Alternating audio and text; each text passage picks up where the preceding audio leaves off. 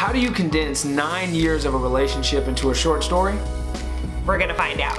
This is Justin. This is Joy. And we're the Love Jays.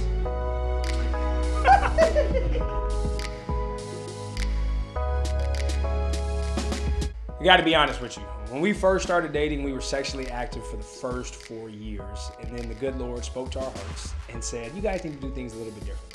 Yeah, to give a little context, I was a virgin for my entire life until I met this guy and slept with him because that was the best decision you've ever made. He was cute, and I was ready at that point. But then once we were going at it, I think it was kind of on my heart, even through school, that maybe I didn't want to be having sex, but I wanted to be having sex because it felt nice.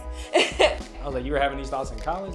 I was having these thoughts in college. I'm glad you didn't say And then that shit. after school, we broke up, got back together, and had sex again, and then God spoke to me. I felt the Lord was sending me the same messages multiple times before we even had this conversation.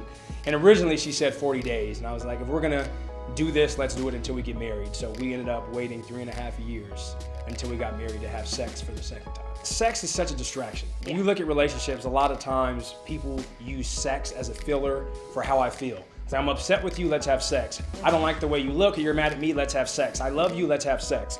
So when you remove that from your relationship, you find other ways to still be intimate without saying, hey, let's have sex. Exactly, or friendship meant something more too. And Justin told me one time, just looked me in the eyes, he sat down, he said, I lust for your soul.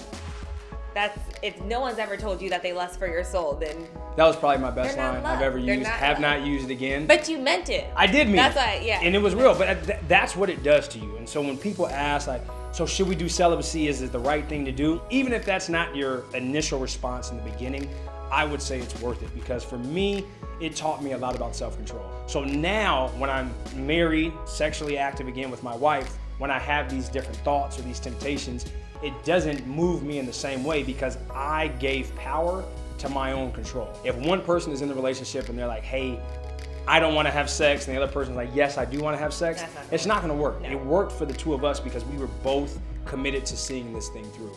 And because of that, our relationship grew night and day. I'm glad we're having sex again. I mean, you're human. You feel it. Yeah, no, it's you real. You feel it.